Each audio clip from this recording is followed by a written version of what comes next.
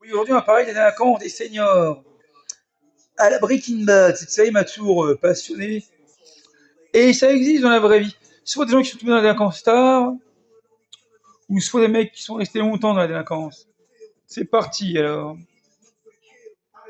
Dory Payne, née en 1930. Bien qu'elle ait commencé sa carrière de voleuse de bijoux dès les années 1950, donc 1950, Dory Payne, une célèbre voleuse internationale, a continué ses activités criminelles bien après 60 ans. À plus de 80 ans, c'est incroyable. Elle est encore active. Arrêtée en 2011 pour le vol d'une bague de 8 000 euros dans un magasin de luxe. Son mode opératoire, basé sur le charme et la ruse plutôt que la violence, lui a permis de rester actif dans la délinquance à un âge avancé. Son histoire marquée par une vie de vol dans le monde entier. Voilà. Alors, John Sonny Franzer, membre de la famille mafieuse Colombo à New York. Franzer est un exemple de gangster qui est resté impliqué dans les activités criminelles jusqu'à un âge avancé, à 93 ans, vous imaginez? En 2010, il a été condamné pour extorsion et racket, bien qu'il ait été actif dans la mafia depuis des décennies. Bien qu'il n'ait pas disjoncté à 60 ans, son implication dans le crime organisé à un âge aussi avancé est exceptionnelle. Et pourrait être un sujet intrigant, voilà. Je trouve ça intrigant en tout cas, oui. Ben, de toute façon, les contextes de délinquance tardive, c'est toujours les mêmes. Hein. Problème d'argent, ils n'ont pas eu la récompense qu'ils auraient dû avoir, ils ont une retraite minable. Crise financière, facteurs spécifiques, vengeance personnelle, ou encore un désir de retrouver l'adrénaline, une vie passée, voilà. Crise économique ou personnelle. Certaines personnes confrontées à des difficultés financières ou un sentiment d'abandon peuvent tourner vers des activités illégales. Par exemple, des cas de petits délits comme des vols à l'étalage ou des escroqueries ont été rapportés chez les seniors. Voilà. Voilà.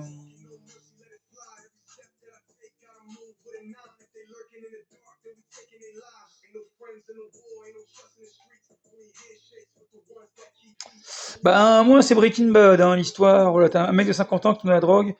Faut pas que ses enfants soient dans la merde, quoi. John Gotti, quoi. Ce film raconte l'histoire de trois retraités qui, poussés par des difficultés financières et un sentiment d'injustice, décident de braquer une banque. Oh, c'est tout ce film-là. Bien que fictif, explore les motivations qui pourraient pousser les personnages à se faire le crime. Ouais, tu m'étonnes. Ouais, c'est des vieux qui sont dans la merde, quoi.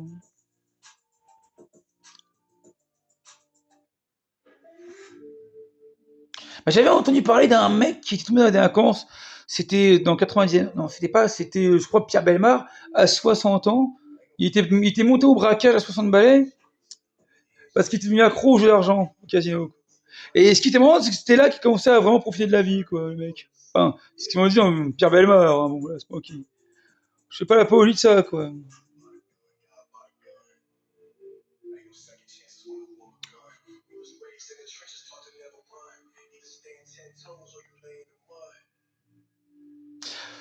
Un restaurateur à la retraite de 70 ans, nommé Jack, a été condamné à 2 ans de prison pour avoir transporté 37 kilos de cannabis. Ouais, ça, c'est des archives des journaux. Hein, parce que moi, j'ai beaucoup de journaux aussi. Entre l'Espagne et Bordeaux, déjà condamné plusieurs fois, vous imaginez 70 ans, pour trafic de stupéfiants, il a replongé après une libération anticipée pour raison de santé. Il a expliqué aux enquêteurs qu'il avait accepté de ce job pour 1000 euros afin d'acheter un ordinateur pour sa fille. Donc vous voyez, la délinquance n'est pas uniquement une affaire de jeunes. Hein. J'avais aussi vu dans un journal un vieux de 70 ans environ qui vendait du crack à un autre de 80 balais. Quoi. Je l'ai pas retrouvé, mais bon voilà. Quoi. Qui avait vendu du crack dans une maison de retraite. Quoi. Les octogénaires espagnols et le blanchiment d'argent Valence. Dans l'opération Beautiful en Espagne, 6 retraités de plus de 80 ans étaient accusés de blanchir des centaines de milliers d'euros provenant d'un trafic de cocaïne. Ils étaient utilisés comme hommes de paille par un avocat véreux, qui les payait 100 euros par signature chez le notaire. L'un d'eux, Joe Lewis, a reconnu avoir participé sans vraiment comprendre l'ampleur du réseau, qui impliquait 4000 kilos de cocaïne. Apporté d'Amérique du Sud, ce cas montre comment des seniors en situation de vulnérabilité financière peuvent être recrutés par des rôles mineurs dans des réseaux criminels sans être des gangsters au sens classique.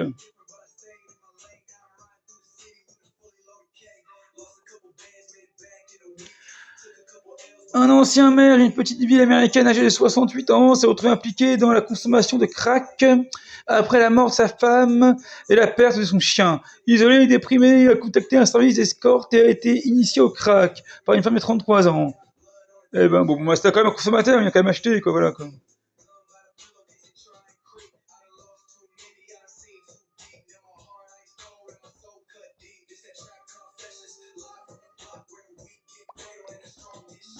Stephen Dora, Royaume-Uni.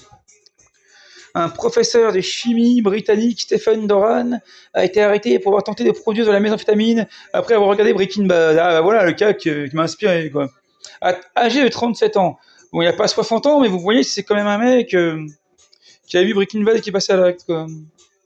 Il a utilisé ses connaissances en chimie pour fabriquer la drogue. Bon, après, c'est pas une excuse, hein. C'est pas pour tout regarder Breaking Bad que je vais le faire, hein. Motivé par des dettes financières, il a été condamné à l'instant de prison. Bien qu'il n'ait pas 60 ans, son cas montre que la série inspire les individus à passer à l'acte.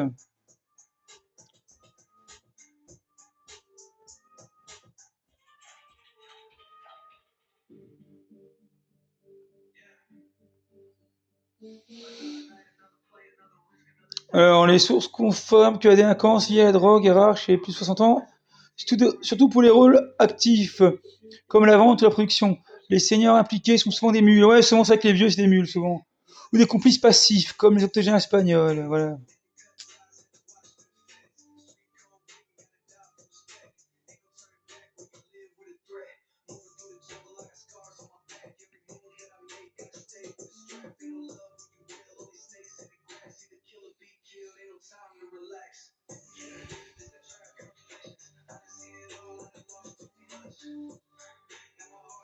Alors, on va parler un peu moins des plus grands tueurs de tous les temps. Un peu.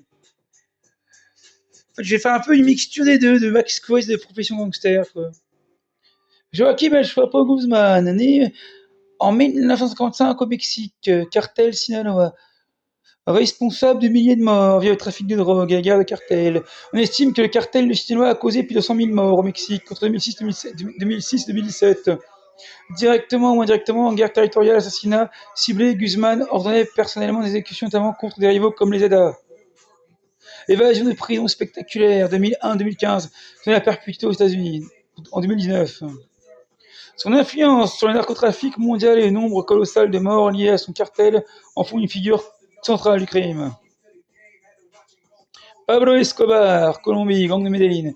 Impact violent, responsable d'environ 4000 à 5000 morts, dont des juges, politiciens, policiers et civils, orchestrés des attentats comme l'explosion du vol Aviance 203 en 1989, tuant 107 personnes, et des assassinats ciblés pour maintenir son pouvoir.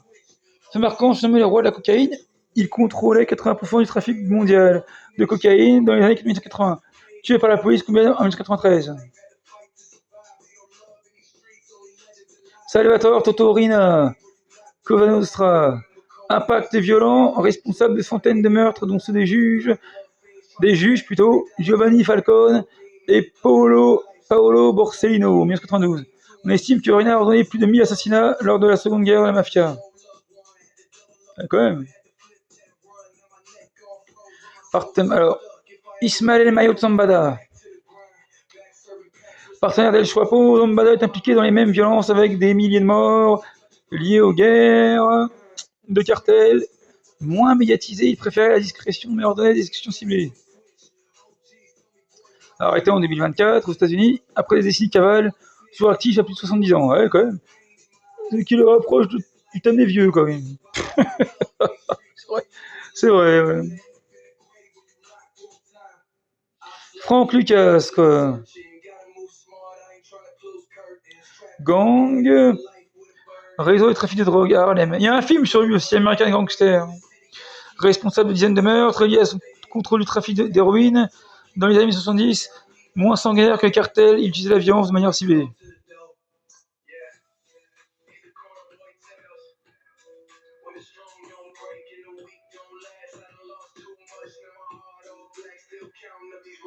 Griselda Blanco. Il y a aussi une série sur elle, sur Griselda sur Netflix, quoi. Cartel de Medellín et réseau indépendant, surnommée la reine de la cocaïne, elle est créditée de centaines de meurtres, dont des assassinats personnels. Elle aurait tué deux de ses maris. Vicky Luciano, Gang Cosa Nostra, architecte de la mafia moderne, il a ordonné des dizaines de meurtres pour structurer la commission. créateur de la nation crime syndicate, déporté en Italie en 1946. Ses violences étaient stratégiques, mais son rôle organisationnel est plus marquant que ses crimes directs. Cartel du Golfe, Los Zelda. Fondateur des Zelda, un groupe paramilitaire très violent, responsable de milliers de morts. Osiel Cardena, il s'appelle. Guylaine. Massacre, décapitation, les Zelda ont introduit une brutalité extrême dans les cartels.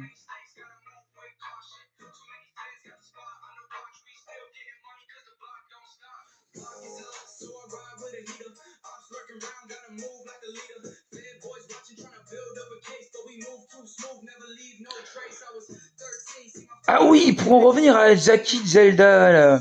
Ça se peut que, par exemple, dans les journaux, parfois il y a une mauvaise documentation. Parce que parfois on peut pas retrouver forcément l'histoire. C'est peut-être lui qui a vendu de la drogue à un vieux de 80 balais dans une maison de retraite, quoi. Ouais, peut-être. Parce que c'est un ancien délinquant chevronné. Il a été arrêté à 70 ans, avec des queues de shit, comme. Jackie. Jackie le dramatisant. Peut-être que son client était un papy encore plus vieux que lui, quoi.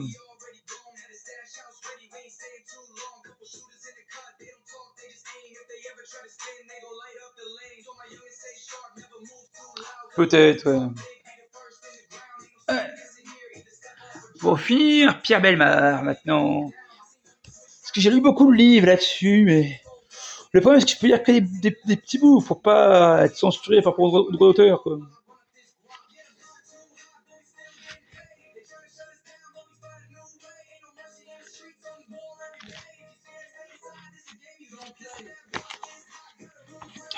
Attendez.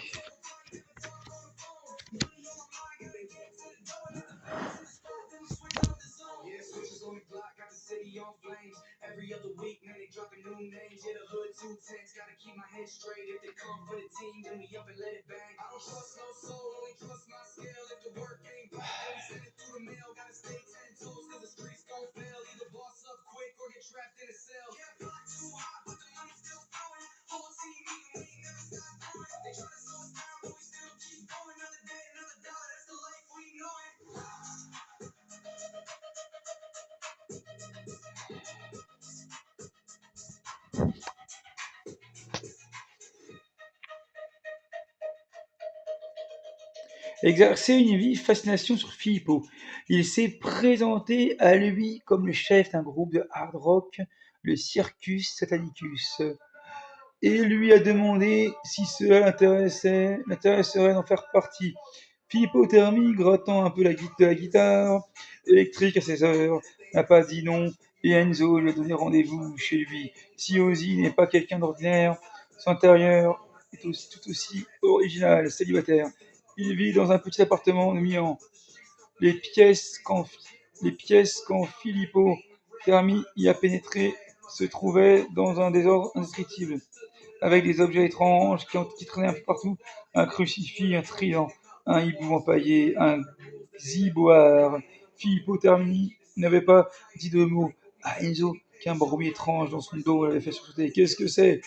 Enzo Guerrini avait éclaté de rire et était allé ramasser une forme sur le sol. Filippo Termini avait sursauté de plus belle. Il s'agissait d'un python que son vis-à-vis s'était mis à caresser. Je te présente Démonio, mon compagnon inséparable. Filippo Termi avait fini par s'habituer à la présence de l'animal, qui semblait d'ailleurs tout à fait apprivoisé. Et la conversation s'était engagée. Alors, tu fais partie du Circus Satanicus? Oui, mais je ne sais pas si je serai à la hauteur. Il y a un moment que j'ai abandonné la guitare. Cela n'a pas d'importance, chez nous, on ne fait pas de musique. Je ne comprends pas. Le rock, c'est pour la façade. En fait, nous sommes une société satanique. Les bêtes de Satan. Vous adorez le diable, vous faites des messes noires, des choses de ce genre, oui. Mais qu'est-ce que ça vous apporte? La force.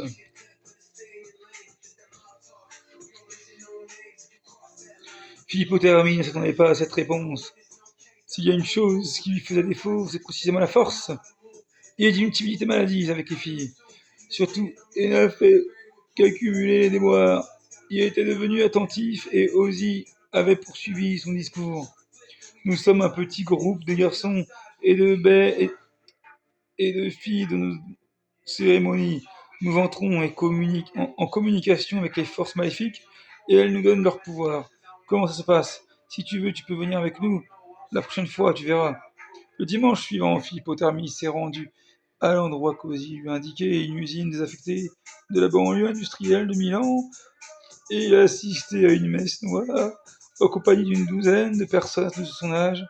Tout lui a plu, le décor, les formules, les membres du groupe à la fin de l'office. Il leur a demandé s'ils voulaient de lui et ils ont répondu oui. Depuis, il s'est parfaitement intégré à eux.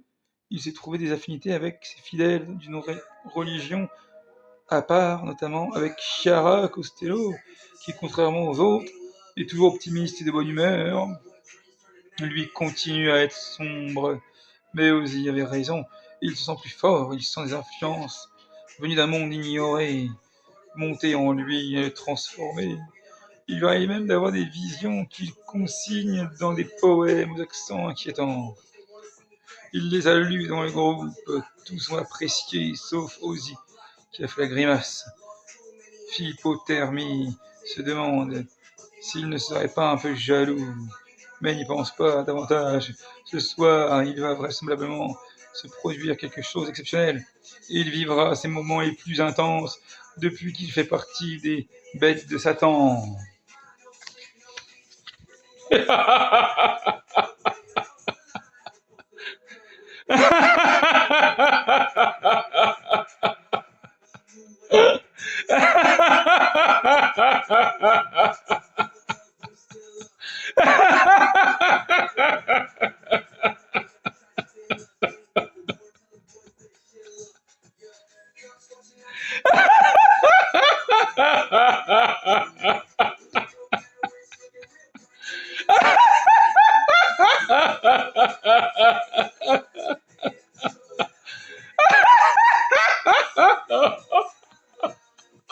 Oh, c'est incroyable, quoi. C'est incroyable. Ce Pierre Bellemare est incroyable comme mec. On peut le trouver partout, hein. Vous allez dans les marchés, pour 1 euro, il y en a. Ah, voilà. Des histoires dont on sort pas indemne, c'est le cas de le dire, quoi. Voilà.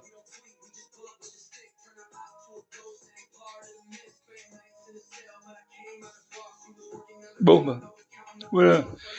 Évidemment, tout ça, dans la vraie vie, hein, ne doit pas exister. Enfin, vous ne devez pas le faire, en tout cas. C'est à titre éducatif, préventif. Sociologie, même, quoi. On va peut-être finir avec l'autre livre. Attendez, finir en beauté, quoi.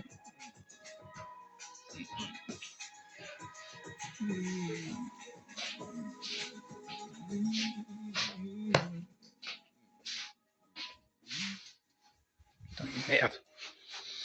Il est où? Ah, fais chier. Il est là, voilà, je crois. Ouais.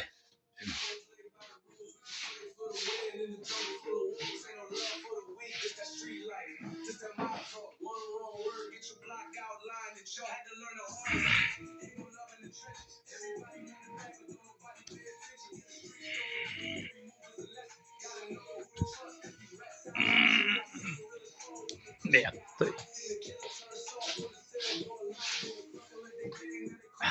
Pour rien.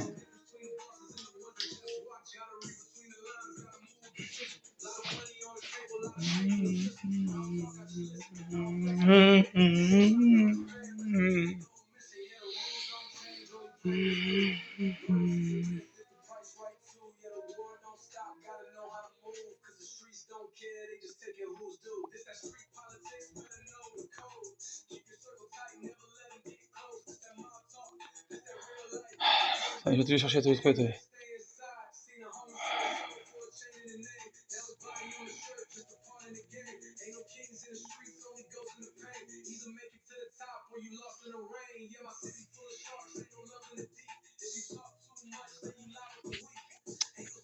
Ah, j'arrive pas à trouver cette histoire.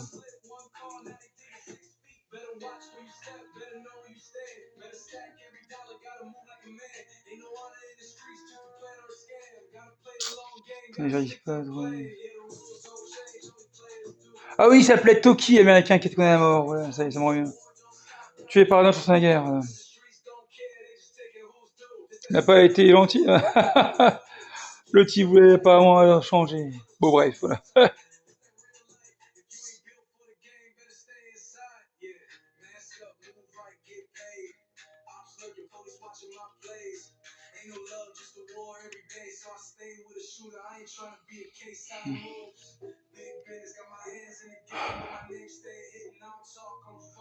Alors, 3 octobre, la police aux ennemis. Mais on sait comment les accueillir par une pluie de balles. Manguera devient le théâtre d'une véritable guerre urbaine. Après plusieurs heures de raids, le gang doit abandonner du terrain. Petit à petit, les policiers s'emparent des points de deal et débusquent les caches de drogue et d'armes. Ils saisissent une tonne d'herbe. C'est pas ce que j'avais déjà eu, je crois.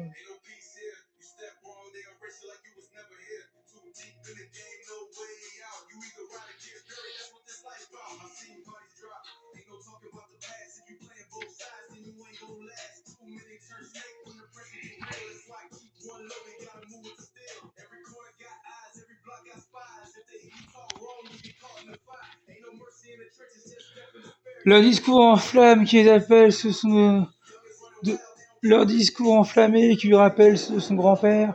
Il emprunte leurs livres, découvre Rousseau, Voltaire, Che Guevara. Il tombe aussi amoureux de l'auteur brésilien Euclide de Cunha, qui assure dans son livre Auteur 1902 que la République moderne doit, pour triompher, être aussi barbare que ceux qu'elle combat. Cette formation politique fortuite vient nourrir une vision du monde appréhendée, sans savoir l'articuler depuis l'enfance, et le souvenir de ma mère battue par la police, le monde divisé entre oppresseurs et opprimés, impunité et injustice. Seule la lutte payera. À la sortie de prison en 1968, William, 26 ans, et il a choisi définitivement son camp. Je voulais vivre aussi vite que possible, écrit-il. Je quittais la prison décidé à aller vers les banques, armé d'un pistolet et à trouver l'argent là où il se trouvait. Je n'aurais jamais un boulot normal, un boulot d'esclave. Bien sûr, il y avait des risques, mais j'étais prêt à les prendre. La prison avait fait de moi un criminel professionnel. À peine dehors, William multiplie donc les braquages, les guerrieros. Eux enchaînent les actions pour faire tomber le régime Mario. Les dynamitages de casernes et de commissariats se multiplient. Les dignitaires sont kidnappés. Pour mener à bien cette guérilla, il faut beaucoup d'argent. Voilà qui tombe bien. En instaurant toute une série de réformes, les militaires au pouvoir ont relancé la machine. Le Brésil est en train de vivre son premier miracle économique. De 1968 à 1973, le pays connaît une croissance allant jusqu'à 14% par an. Les coffres des banques cariocas se remplissent de billets. C'est l'âge d'or des braqueurs et des guerrieros qui s'y mettent aussi.